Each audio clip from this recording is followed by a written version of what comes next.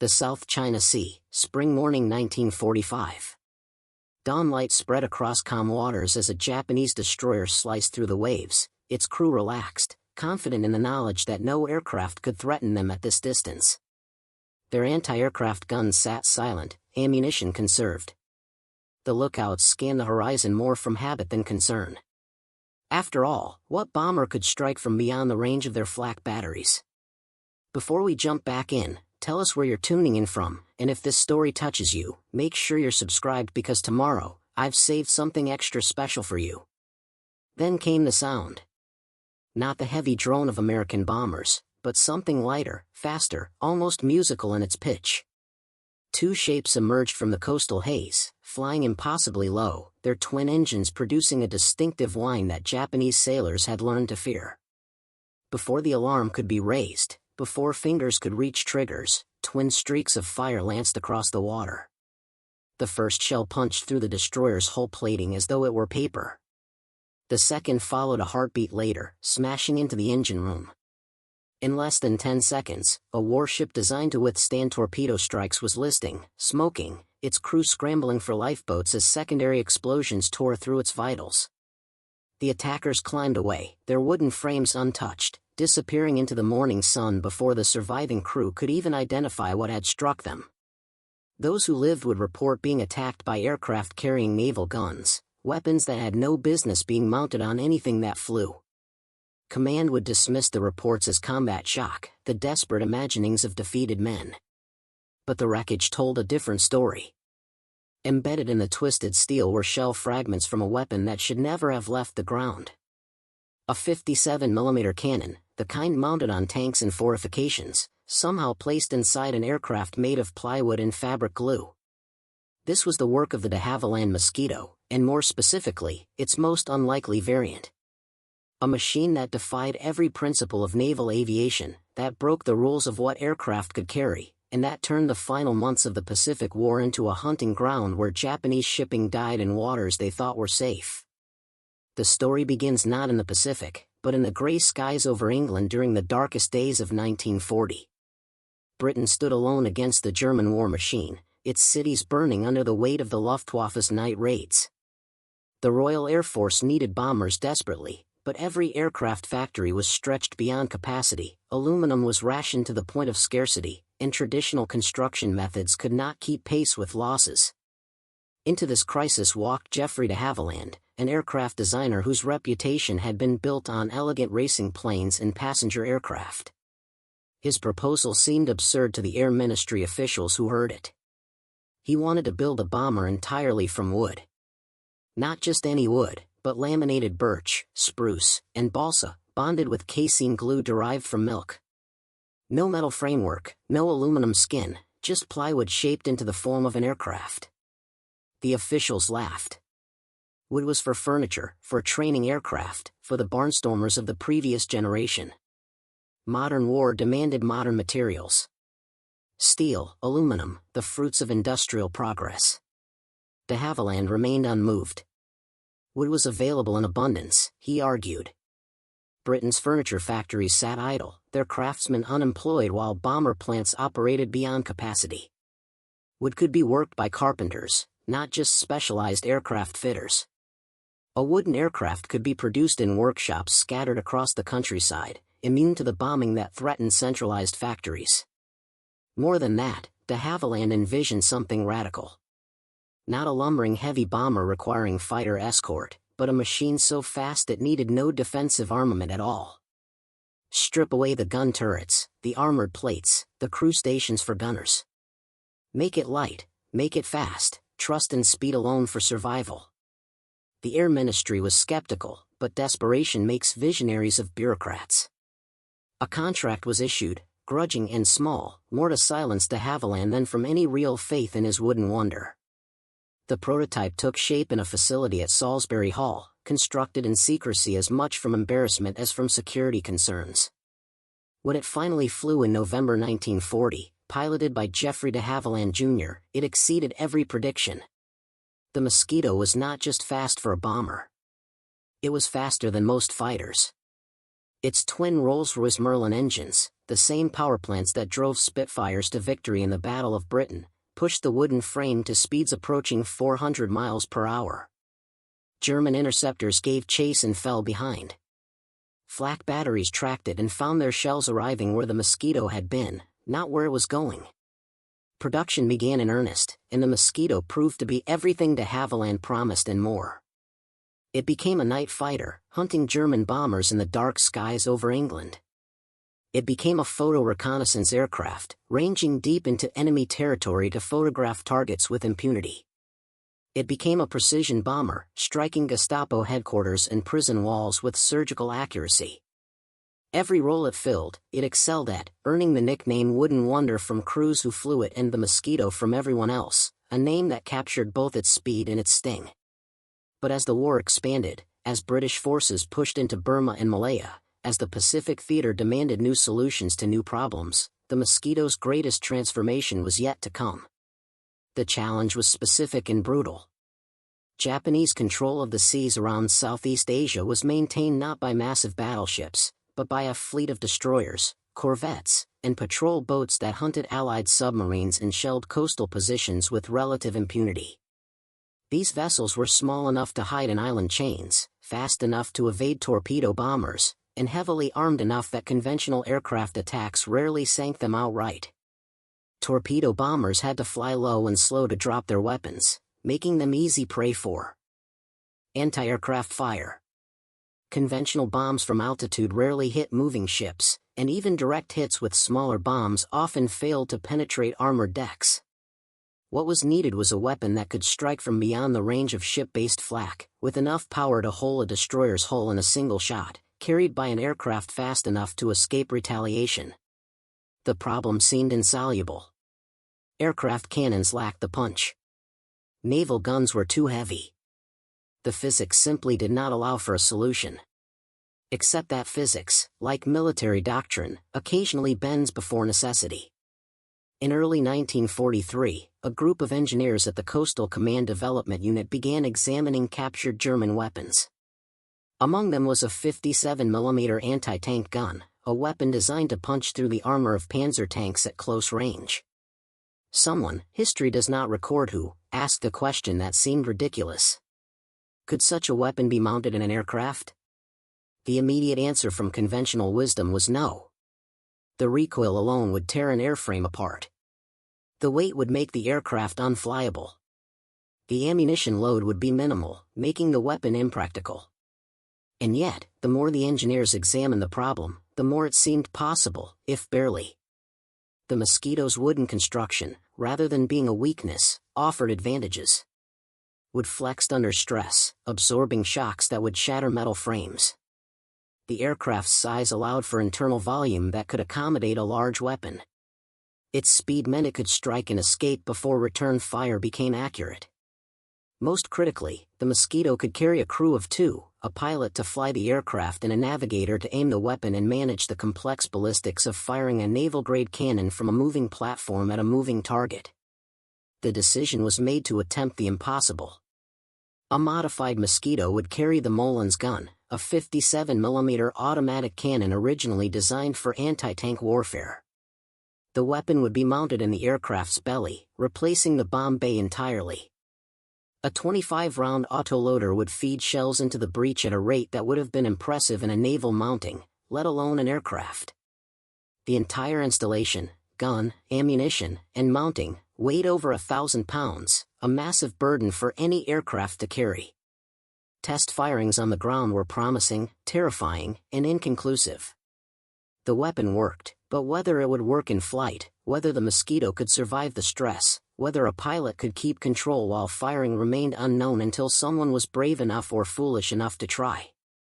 Flight Lieutenant Tony Phillips volunteered for the first aerial firing tests. The Mosquito lifted off from a coastal airfield. Preparing and narrating this story took us a lot of time, so if you are enjoying it, subscribe to our channel, it means a lot to us. Now back to the story. Field on a gray morning in late 1943, circled to gain altitude, then dove toward a target vessel anchored offshore. Phillips steadied the aircraft, his navigator called the range, and then he pressed the firing trigger. The first shell roared from the barrel with a flash that lit up the cockpit. The Mosquito shuddered, nose pitching upward from the recoil, but held together. Phillips fought the controls, brought the nose down, fired again. And again. The autoloader worked flawlessly, sending shell after shell downrange at a rate no ship-mounted weapon could match. When the ammunition was exhausted, Phillips climbed away, adrenaline flooding his system, and radioed back a single word that would change naval warfare in the Pacific. Successful. The weapon was designated the Tsetse, after the African fly whose bite was far more dangerous than its size suggested. Production began immediately, though in limited numbers. The Tsetse was not intended to replace conventional mosquitoes, but to supplement them, to provide a solution for targets that no other aircraft could handle. Each Tsetse cost more than a standard bomber, required specialized training for its crews, and carried far less ammunition than a conventional strike aircraft. But for the targets it was designed to kill, nothing else in the Allied arsenal could compare. By early 1944, the first operational Tsetse squadron formed at RAF Banff in Scotland, designated as part of Coastal Command's anti-shipping strike wing. Their targets were German naval vessels operating off Norway, U-boats surfacing to charge batteries, convoy escorts that ventured too far from protective air cover.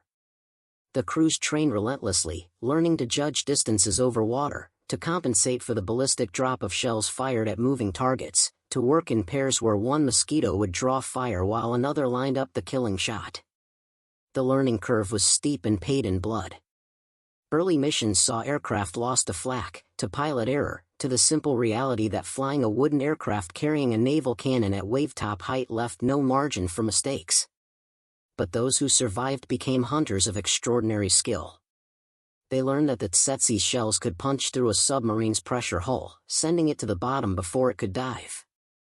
They discovered that a destroyer's bridge could be demolished with a single well-placed shot, leaving the ship dead in the water, unable to steer or coordinate its defenses. They found that the psychological impact of being struck by naval-caliber fire from an aircraft was devastating to enemy crews, who had been trained to fear torpedoes and bombs, not armor-piercing shells arriving at supersonic speed. The tactics evolved rapidly. Tsetse Mosquitoes would attack in pairs or fours, approaching at wavetop height to avoid radar detection. At ranges between 2,000 and 3,000 yards, well beyond the effective range of light anti-aircraft guns, they would open fire. The first shells would be ranging shots, the navigator watching for splashes, calling corrections. Once the range was found, the pilot would hold steady despite every instinct screaming to maneuver, and pour shells into the target's waterline. 25 rounds could be fired in less than 30 seconds, and in that time, a destroyer could be holed below the waterline in a dozen places, its engines flooded, its crew abandoning ship before the aircraft even finished their attack run. The wooden construction that had once been mocked became a crucial advantage. Wooden aircraft did not reflect radar well, making them harder to detect than metal bombers. Bullet holes in wood could be patched by carpenters rather than requiring specialized metal workers. Battle damage that would ground a metal aircraft for weeks could be repaired in days, sometimes hours, by workshops equipped with nothing more sophisticated than saws, glue, and clamps. Crews began to trust their aircraft with a faith that bordered on superstition, painting names and nose art on planes that had brought them home through flak storms that should have torn them apart. As 1944 turned to 1945, as the Allied advance pushed deeper into Burma and the Philippines, the Tsetse's area of operations expanded. Mosquitoes were ferried to bases in India, in Ceylon, in newly captured airstrips on islands whose names most crews could not pronounce. The targets changed from German vessels in cold northern waters to Japanese shipping in tropical seas, but the mission remained the same. Find the enemy, get within range, and put 57mm shells through their hulls before they could respond. The Japanese Navy had faced torpedo bombers and dive bombers throughout the war. They had developed tactics, trained their gun crews, armored their vital spaces.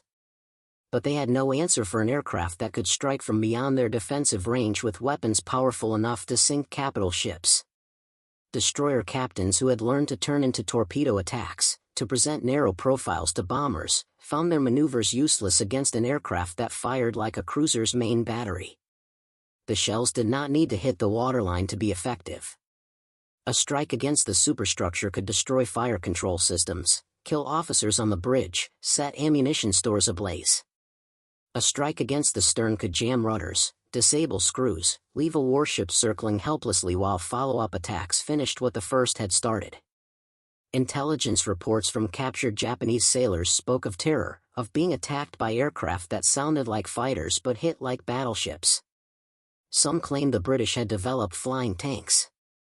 Others insisted they had been struck by some new form of rocket weapon.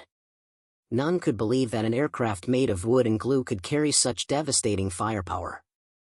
The psychological impact rippled through the Japanese naval command.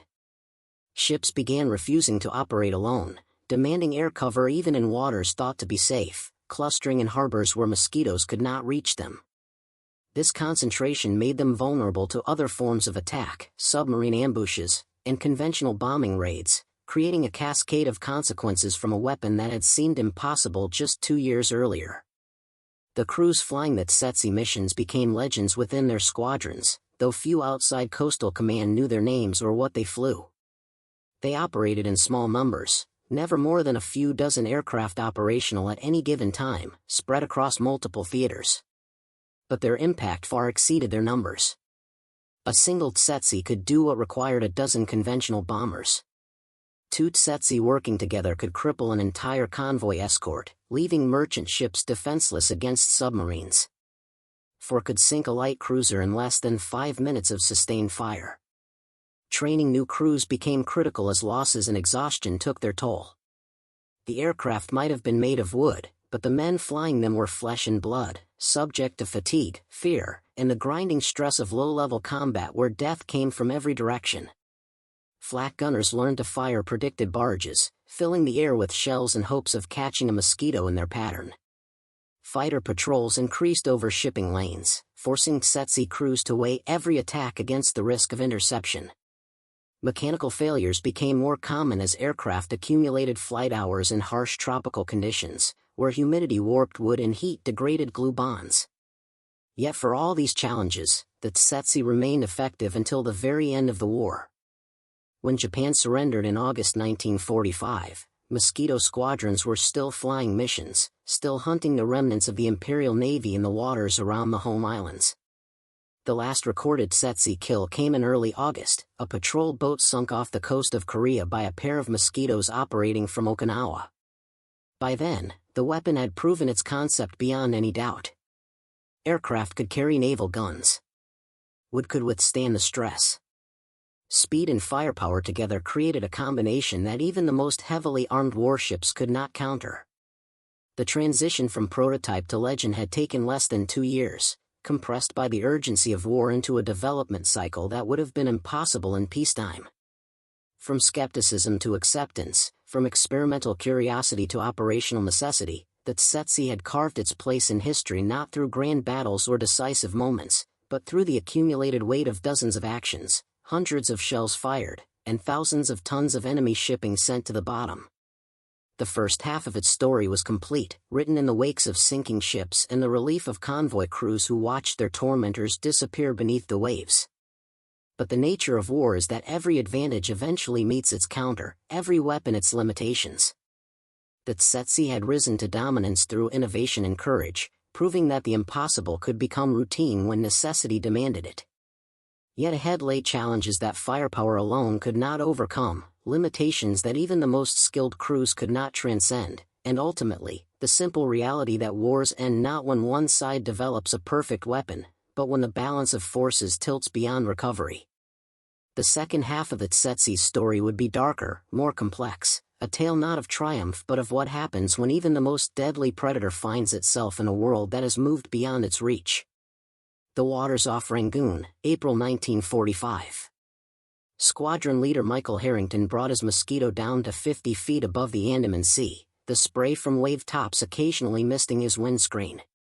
Behind him, Navigator Flight Lieutenant James Crawford hunched over his plotting table, tracking the coordinates of their target. Intelligence had reported a Japanese destroyer escort shepherding a convoy of supply ships toward the besieged garrisons in Burma. The convoy represented a lifeline for forces that were already beginning to starve, cut off from resupply by Allied submarine blockades and air superiority over most of the region. 3 more Tsetse Mosquitoes flew in loose formation with Harrington's aircraft, their wooden frames skimming the water like hunting seabirds. Each carried the massive 57mm Molin's gun, 25 shells loaded and ready. The plan was simple in concept, brutal in execution.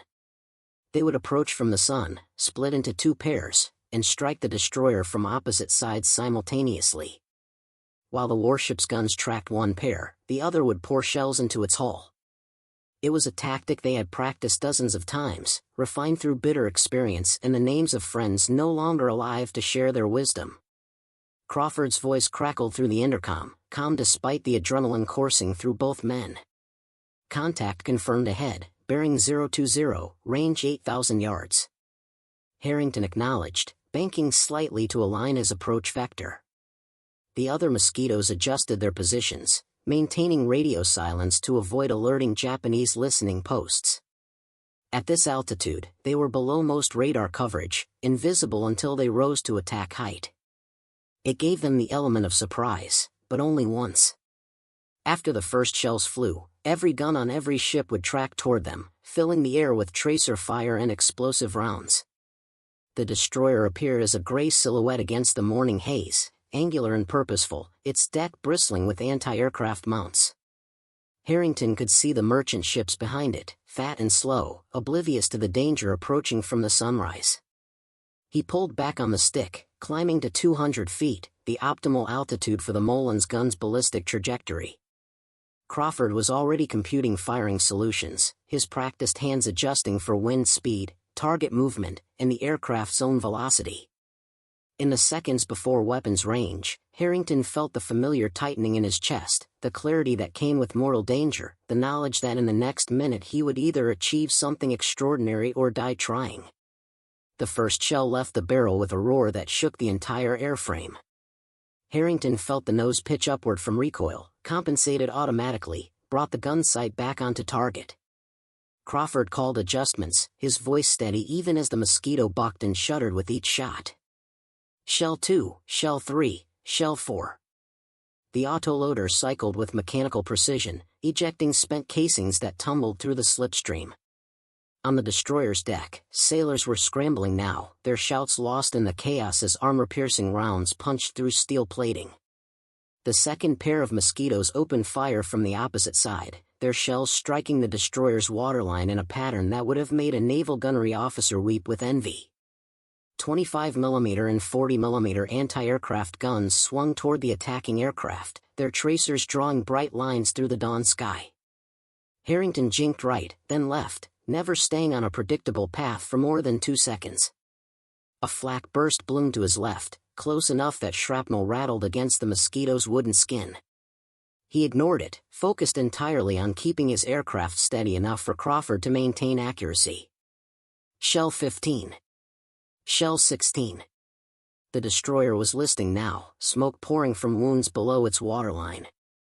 Harrington could see figures jumping from the deck, abandoning ship even as its guns continued to fire. Shell 20. Shell 21. The autoloader was almost empty, just 4 rounds remaining.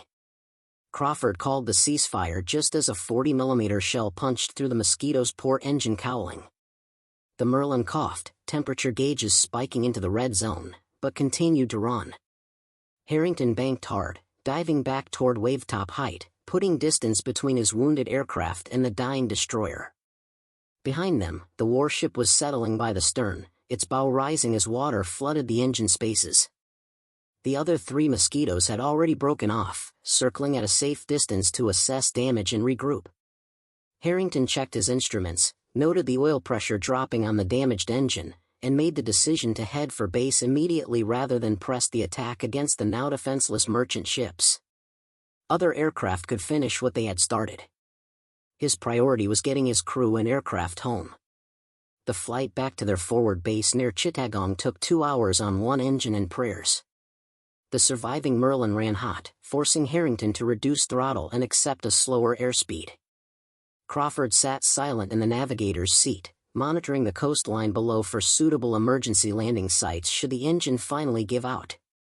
It held together through sheer stubbornness, still turning when Harrington finally set the Mosquito down on the pierced steel planking of the runway. Ground crew swarmed the aircraft as soon as it rolled to a stop, their faces grim as they assessed the damage. The 40mm shell had struck a lucky blow, missing fuel lines and control cables by inches, but the engine would need to be replaced entirely. Harrington filed his after-action report that evening, detailing the attack, the confirmed destruction of the destroyer, and the damage to his aircraft. Intelligence officers added the information to their growing database of Japanese naval losses in the region. The destroyer had been the escort for a 3-ship convoy carrying rice, ammunition, and medical supplies to forces in central Burma. Without its protection, all 3 merchant ships were sunk the following day by conventional bombing attacks. The cumulative effect was another garrison denied supplies, another step toward the collapse of Japanese resistance in Southeast Asia. But Harrington knew, as did every Tsetse pilot, that such victories came at a cost that was becoming harder to sustain. The damaged Mosquito would be grounded for at least a week while mechanics cannibalized parts from other aircraft to rebuild its engine. The squadron now had only 5 operational Tsetse variants, down from 8 at the beginning of the month. Attrition was grinding them down not through dramatic losses but through accumulated wear, battle damage, and the simple reality that wooden aircraft operating in tropical conditions required constant maintenance to remain airworthy. The humidity of Southeast Asia was particularly brutal on the Mosquito's construction. Casein glue, derived from milk protein, softened in high heat and moisture. Wings could delaminate, skin panels could separate from their frames, structural integrity could degrade without any visible warning. Ground crews worked through nights in improvised workshops, regluing seams, replacing damaged sections, fighting a constant battle against rot and deterioration. Some aircraft developed a distinctive musty smell in the cockpit, the odor of wood slowly decomposing despite all efforts to preserve it. Spare parts were another chronic problem. The Tsetse was a specialized variant, its components not interchangeable with standard Mosquito bombers or fighters. The Molin's gun required unique ammunition, 57mm shells that had to be shipped from Britain through submarine-infested waters. Shell production could not keep pace with operational demands, forcing squadron commanders to ration ammunition, limiting each aircraft to a single combat load rather than the multiple sorties per day that conventional fighters could fly. When supplies ran low, missions were canceled, targets of opportunity ignored, simply because there were no shells to fire. The Japanese, meanwhile, had begun to adapt their tactics in response to the Tsetse threat. Destroyers no longer operated alone in daylight hours, instead clustering in groups where their combined anti-aircraft fire could create defensive zones too dangerous for even Mosquitoes to penetrate. They stationed fighter patrols over convoy routes, forcing Tsetse crews to weigh every attack against the risk of interception by Zeros or Oscars that could easily outmaneuver the weapon-heavy Mosquito variants.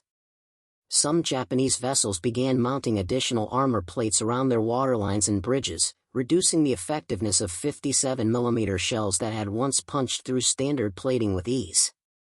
Weather became both ally and enemy. The monsoon season brought low clouds and heavy rain that grounded conventional bombers but allowed Mosquitoes to approach targets unseen until the last moment. But the same conditions made navigation treacherous, visibility near zero, and emergency landings on jungle airstrips almost impossible. Several Tsetse aircraft were lost not to enemy action but to flying into hillsides obscured by cloud, running out of fuel while searching for bases hidden by storms, or attempting to land on runways that had turned into rivers of mud. By mid-1945, the strategic situation had evolved to the point where the Tsetse's unique capabilities were becoming less critical. Allied naval forces had achieved such dominance in the Pacific that Japanese surface vessels rarely ventured from port. Submarines operated with near impunity, sinking merchant shipping faster than it could be replaced. Long-range B-24 Liberators and B-25 Mitchells, equipped with advanced radar and armed with torpedoes, could strike targets that previously only Tsetse Mosquitoes could reach. The wooden aircraft with its massive gun remained deadly, but it was no longer irreplaceable. The Banff strike wing in Scotland, where the Tsetse had first proven itself in combat, began transitioning to other roles as German naval activity in Norwegian waters declined. Some aircraft were converted back to standard bomber configurations, their Mollins guns removed and bomb bays restored. Others were relegated to training duties, teaching new crews the principles of low-level navigation and anti-shipping tactics without exposing them to combat. A few were simply grounded, their airframes too worn from intensive operations to be worth repairing, left to sit at the edges of airfields as reminders of what had been achieved. In the Pacific theater, the end came more abruptly. When atomic bombs fell on Hiroshima and Nagasaki in August 1945, the Japanese surrender followed within days. Tsetse mosquitoes flying from bases in Okinawa and the Philippines suddenly had no targets left to engage. The crews received orders to stand down, to cease offensive operations, to wait for official confirmation that the war was truly over. Some felt relief, others disappointment that they would not have the chance to prove themselves in the final battles over the Japanese home islands. All felt the strange emptiness that comes when purpose suddenly evaporates. The demobilization of Tsetse squadrons proceeded with bureaucratic efficiency. Aircraft were gathered at central depots, evaluated for their remaining service life, and in most cases, scrapped. The Mollins guns were removed, returned to storage, and eventually melted down for their metal content. The specialized ammunition was disposed of in deep ocean dumps, too dangerous and expensive to transport back to Britain for storage. Within months of the war's end, fewer than a dozen Tsetse mosquitoes remained intact, preserved more by accident than by any deliberate effort to maintain historical examples. The pilots and navigators who had flown these missions dispersed to civilian life, carrying memories that few outside their community could understand. They had operated a weapon that existed at the bleeding edge of what was technically possible, that pushed aircraft design beyond conventional limits, and that achieved results far out of proportion to the resources invested. But when they tried to explain to family members or curious strangers what they had done, the words often fell flat. How do you describe the terror and exhilaration of flying a wooden aircraft loaded with a naval cannon at wavetop height? How do you convey the satisfaction of seeing a destroyer heel over and sink from wounds you inflicted?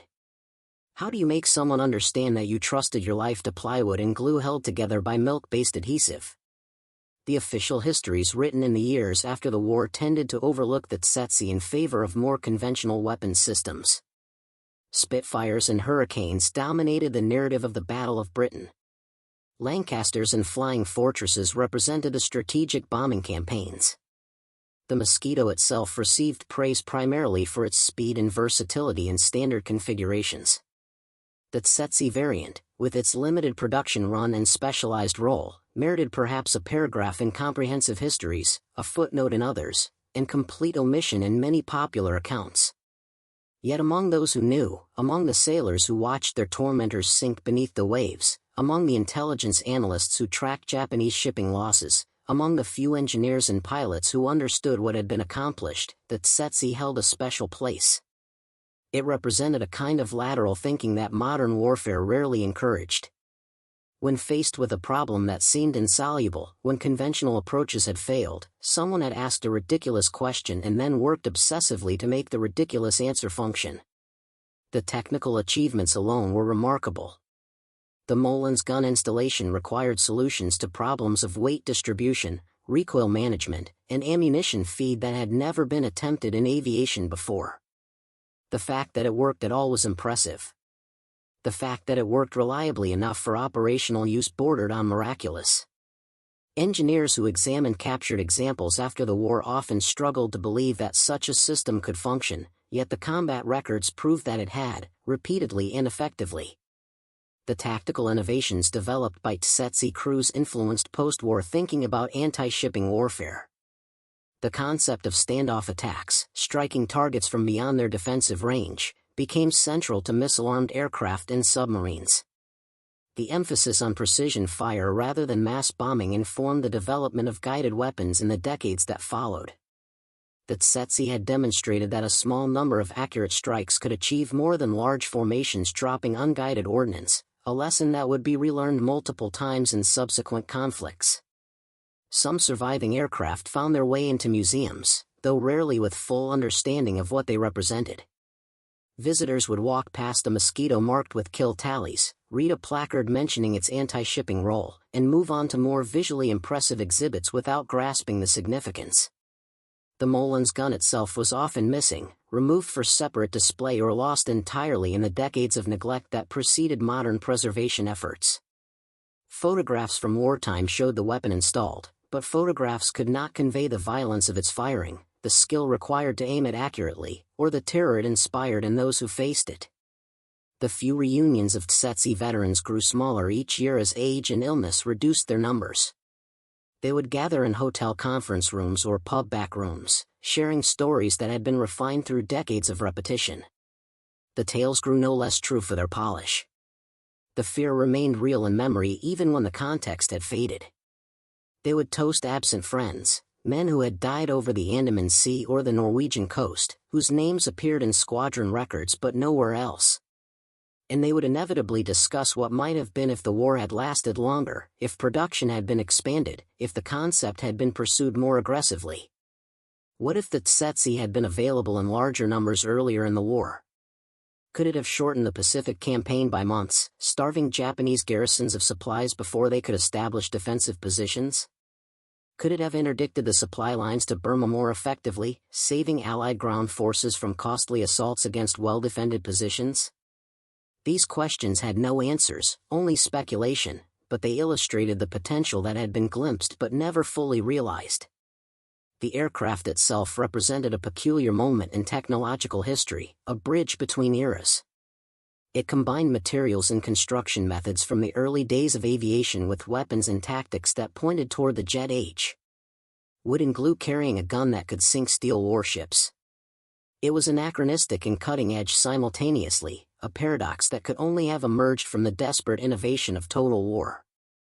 Modern military analysts studying the Tsetse's combat record often express surprise at its effectiveness.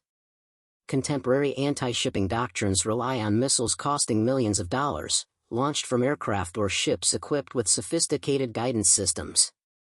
The idea of manually aiming a cannon from a moving aircraft at a moving ship seems primitive by comparison. Yet the hit rates achieved by trained Tsetse crews compared favorably with early guided missile systems, achieved at a fraction of the cost and complexity. There was something to be said for skilled humans applying experienced judgment rather than relying entirely on technology. The psychological dimension of the Tsetse's impact should not be underestimated. Japanese naval forces that encountered it developed a disproportionate fear of Mosquito attacks. The sound of twin Merlin engines approaching at low level triggered immediate alarm, even when the aircraft in question might have been an unarmed reconnaissance variant. This fear forced changes in Japanese tactics, concentrating ships in harbors where they were vulnerable to submarine attack, routing convoys along longer paths to avoid areas where Mosquitoes operated, and diverting fighter resources from other missions to provide air cover. The strategic effects rippled far beyond the tonnage of shipping actually sunk. In technical terms, the Tsetse pushed the Mosquito's design to its absolute limits. The airframe could not have carried a heavier weapon without fundamental redesign. The recoil could not have been increased without risking structural failure. The ammunition load could not have been expanded without exceeding weight restrictions. It represented the maximum capability that could be extracted from de Havilland's original concept, a final expression of what wooden construction could achieve before the material itself became the limiting factor. The transition to jet aircraft and all-metal construction in the post-war era rendered the Tsetse obsolete almost immediately. Jets could not be built from wood and glue. Their higher speeds and altitudes required different approaches to anti-shipping warfare. Within a few years, the entire concept of wooden combat aircraft had vanished from military planning, replaced by aluminum and titanium, by turbines and rockets. The craftsmen who had built Mosquitoes found their skills no longer needed, their workshops converted to other purposes or closed entirely. Yet there remained a stubborn persistence in the affection that those who had flown or maintained Tsetse Mosquitoes felt for them. These were not slick jets or powerful heavy bombers. They were uncomfortable, demanding aircraft that required constant attention and careful handling. They vibrated at certain speeds, developed quirks that had to be accommodated, and could kill careless pilots as easily as enemy fire. But they had done something remarkable. They had taken an idea that experts dismissed as impossible and made it work well enough to influence the outcome of a war. The legacy of the Tsetse extends beyond its direct military impact.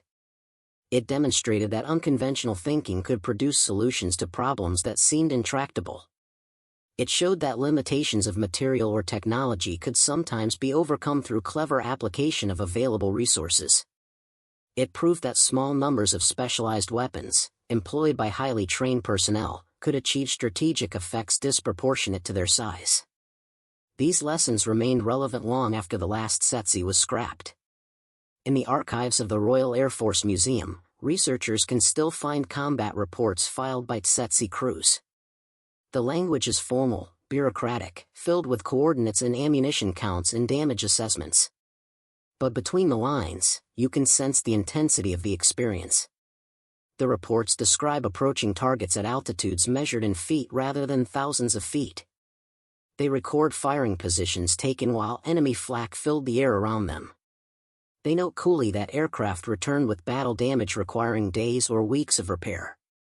The understated prose cannot entirely conceal the fact that these were young men flying wooden aircraft into walls of steel, trusting in speed and surprise and the devastating punch of a gun that had no business being airborne.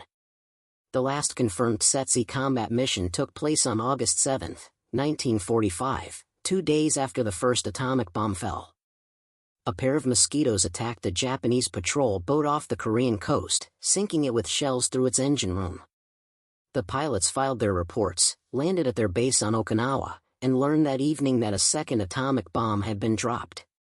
They understood before official word came that the war was effectively over, that there would be no more missions, that they had fired what were likely the last shots in anger by a Tsetse crew. The navigator on that final mission later recalled feeling oddly cheated, as though he had been preparing for an examination only to be told the test was cancelled.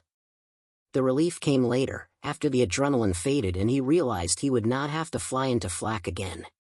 When historians debate the factors that led to Japan's surrender, they list the atomic bombs, the Soviet entry into the war, the submarine blockade that starved the home islands, the firebombing of cities.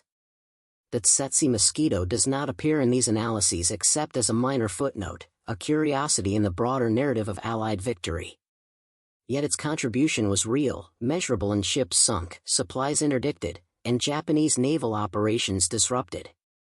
It was one thread among many in the tapestry of victory, but a thread nonetheless, woven through with the courage of crews who flew impossible missions in improbable aircraft.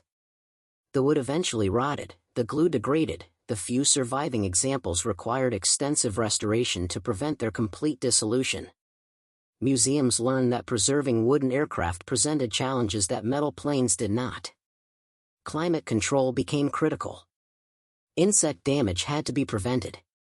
The very materials that made the Mosquito possible in wartime worked against its preservation in peace. Some aircraft were lost to neglect before anyone recognized their historical value. Others were saved only through the dedication of volunteers who understood that once these machines were gone, something irreplaceable would be lost with them. Today, when one of the surviving Tsetse Mosquitoes is displayed, it often puzzles visitors. The massive cannon protruding from its belly looks wrong, too large for the graceful lines of the airframe. The wooden construction seems fragile compared to the metal fighters displayed nearby.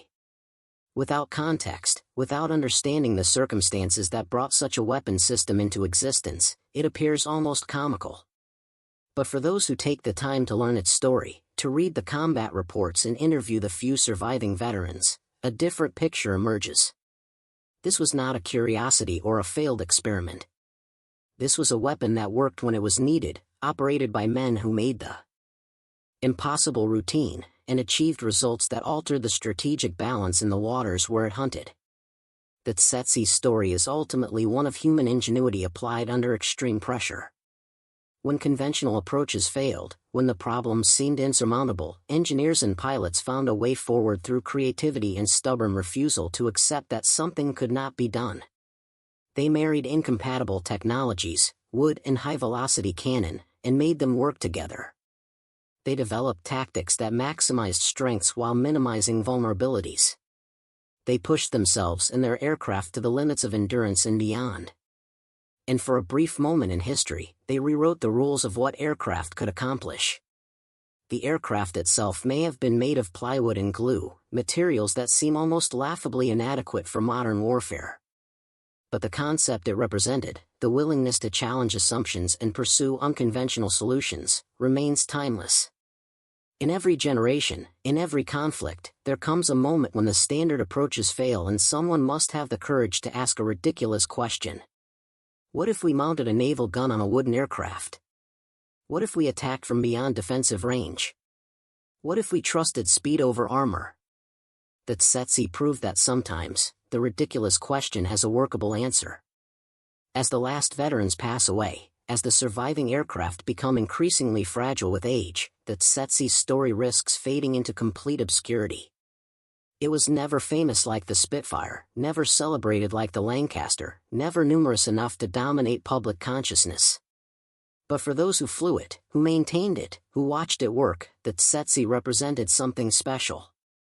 It was proof that innovation could emerge from desperation, that deadly effectiveness could be achieved without massive resources, and that sometimes the most improbable solution is the right one. The waters off Rangoon are calm now, traveled by merchant ships carrying trade goods rather than soldiers.